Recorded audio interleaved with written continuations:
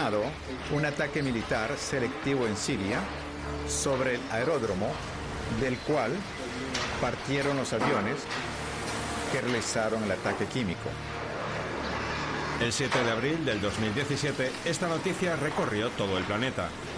Estados Unidos atacó con misiles Tomahawk el aeródromo sirio Al-Shairat.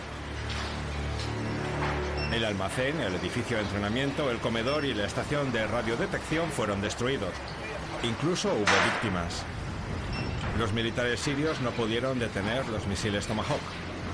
Y solo al cabo de un tiempo, los analistas averiguaron por qué no fue posible detenerlos. Los 23 misiles estadounidenses se dirigieron a su meta como una jauría de perros de caza. Primero cruzaron el mar silenciosamente y luego literalmente pasaron flotando sobre la tierra. Volaron evitando obstáculos y cambiando su trayectoria. Después se habló mucho de por qué no detuvieron esos misiles. ¿Acaso era imposible derribarlos? Y lo que es peor, ¿qué pasaría si lanzaran semejante jauría contra Rusia? Las Fuerzas Armadas rusas poseen un sistema capaz de detener todo un enjambre de misiles teledirigidos. Este sistema se llama Tor y su misión es interceptar misiles enemigos al instante. Ahora circulamos por una carretera a una velocidad de 40 km/h. Incluso ahora el sistema de radiodetección Tor puede rastrear múltiples objetivos. Y lo que es más sorprendente, también puede lanzar sus propios misiles estando en movimiento. Además, este francotirador sobre orugas puede derribar tanto cazas de alta velocidad como bombas en caída libre.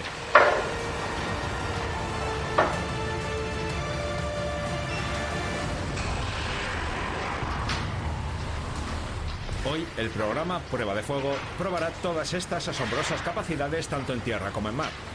¿Cómo enfrentarse a un ataque de Tomahawks?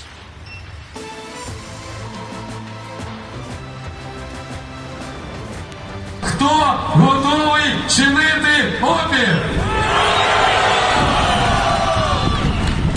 Чудово, друзі! Слава Україні! Hoy vamos a empezar nuestra película con una novedad.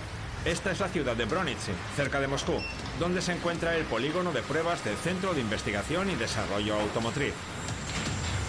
La intensa actividad diplomática pasa en su intento de rebajar la tensión sobre Ucrania. Tras una conversación telefónica que duró poco más de una hora entre Joe Biden y Vladimir Putin, los esfuerzos no son lo esperado. El Kremlin denuncia la histeria de Washington, a la vez que el presidente Biden amenazó a su par ruso con repercusiones severas y rápidas si ataca al país vecino, y dijo que Rusia sigue buscando una excusa para invadir. La lista de países que piden a sus ciudadanos que abandonen Ucrania va en aumento.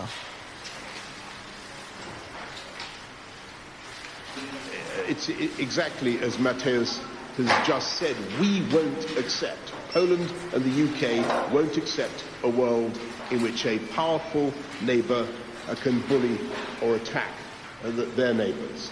And we won't accept it because we believe all people, no matter where they are born, have a right to live safely and choose who governs them and to decide what organisations they aspire to have membership of, or indeed what bodies they want to cease being members of. And we will not compromise on that principle.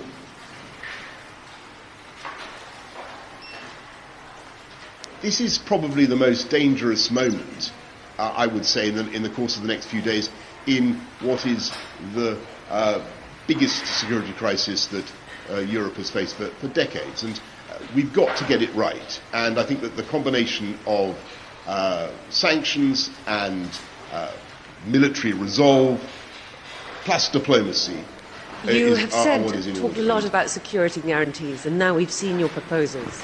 You also say you have no intention of invading Ukraine. So will you guarantee unconditionally that you will not invade Ukraine or any other sovereign country? Or does that depend on how negotiations go? And another question. What is it, do you think, that the West does not understand about Russia or about your intentions? Thank you. Значит, по поводу гарантий и что будет от чего зависеть, будет ли что-то зависеть от хода переговоров. Наши действия будут зависеть не от хода переговоров, а от безусловного обеспечения безопасности России сегодня и на историческую перспективу.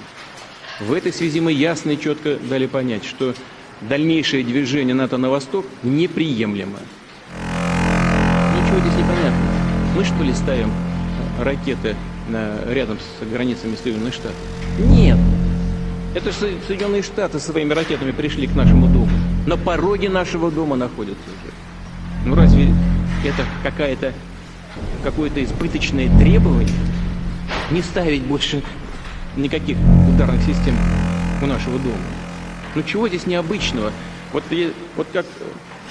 как американцы отнеслись? Это мы взяли там на границе между Канадой и США или на границе Мексики и США, поставили бы наши ракеты. А что, разве у Мексики и у США не было никогда территориальных вопросов? А Калифорния кому принадлежала раньше? А Техас? Забыли, что ли? Ну ладно, все, затихло. Никто не вспоминает про это, так как вспоминают сегодня про Крым. Замечательно. Но и мы стараемся не вспоминать о том, что как Украина складывается. Кто ее создал? Ленин Владимир Ильич.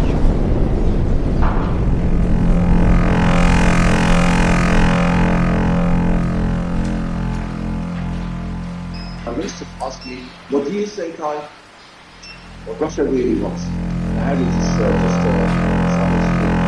Russia small tiny system. Ukraine soil. Can you do it in their country? No, this is nonsense. I think Putin is probably putting pressure on it because he can do it.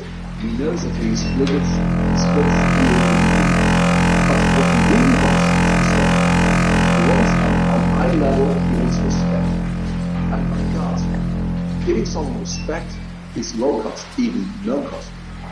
So if I was asked, it is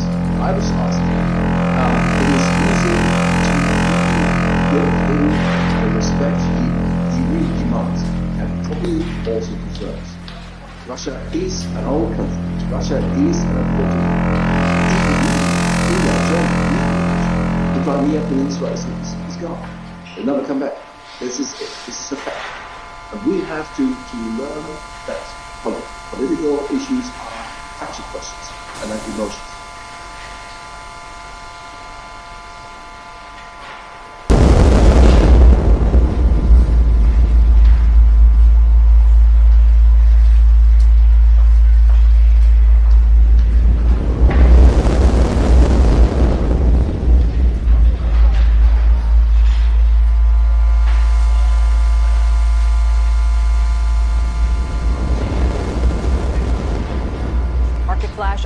Stocks, as you can imagine, they're on the move today. Dom? Some of the key ones are, not all of them, but certain ones are moving to the upside pretty dramatically, and we'll show you the charts and the quotes right there, as you can see on the screen.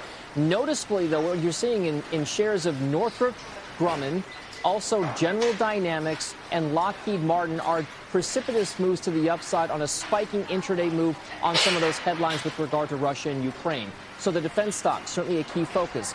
Also watching key parts of that commodity complex, specifically gold prices, which did shoot up higher. Interesting, we haven't talked about gold as a safe haven trade for quite some time, but as you can see on your screen there, $1,860, we topped that at one point. We're talking about the highest prices for gold going back to pre-Thanksgiving. So to give you an idea of the safety trade, also oil prices, U.S. crude prices, $94.66 at the high there today, also watching natural gas. Also keep an eye on the currency complex. Safety trades like the yen, like the Swiss franc, very much in focus. And of course, everybody's watching what's happening with exchange rates for the dollar versus the Russian ruble. And we'll kind of end things here a little bit on just a quick check on some other key parts of the market right now. If you take a look at the overall move in the Russian ETFs that are linked to that, we're showing you the VanEck Vectors Russia ETF ticker RSX. We're down about 7% on that particular ETF. So a lot of market reverberations. Tyler Kelly, also things about all right, Dom, thank you.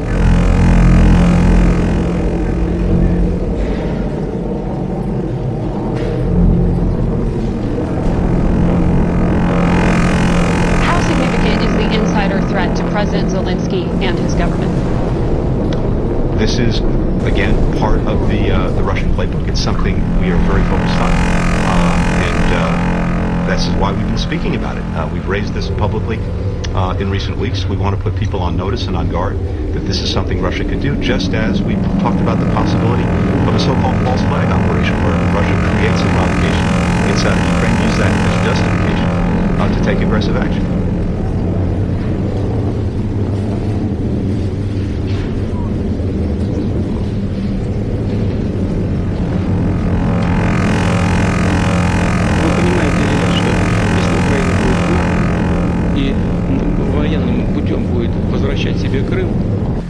Европейские страны автоматически будут втянуты в военный конфликт с Россией.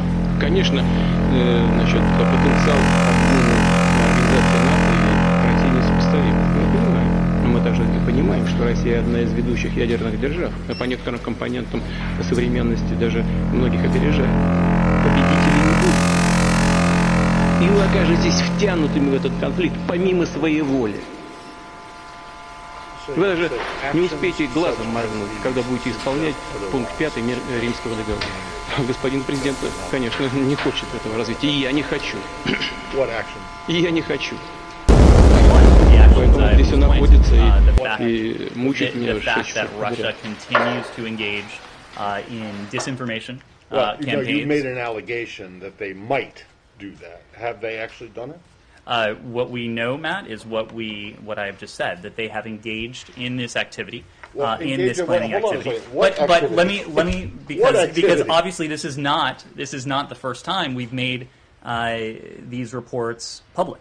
You'll remember that just a few weeks ago. I'm sorry, made what report public? If you'll let me finish, I will tell you what report we made public. We told you a few weeks ago that we have information indicating Russia also has already prepositioned a group of operatives to conduct a false flag operation in eastern Ukraine. So that, Matt, to your question, is an action that Russia has already taken. It's an action that you say that they have taken, but you have shown no evidence to confirm that. And I'm going to get to the next question here, which is, what is the evidence that they... I mean, this is like crisis actors, really? This is like Alex Jones territory you're getting into now. What evidence do you have to support the idea that there is some propaganda film in the making? Matt, this is derived from information known to the U.S. government, intelligence information that we have declassified. I think you know... Okay, well, where is it? Where is this information? It is intelligence information that we have declassified. Well, where is it? Where is the declassified information? I just delivered it. No, you made a series of allegations and statements. Would you like us to print out the topper? Because you will see a transcript of this briefing that you can print out for yourself. That's not evidence, Ned. That's you saying it. That's not evidence. I'm sorry. What would you like, Matt? I would like to see some proof that you can show that Matt, you have been that shows that the Russians are doing this. Ned, I've been doing this for a long time. I know, that was my point. You have been doing this for quite a while. You know that when we declassify intelligence information, we do so in a means.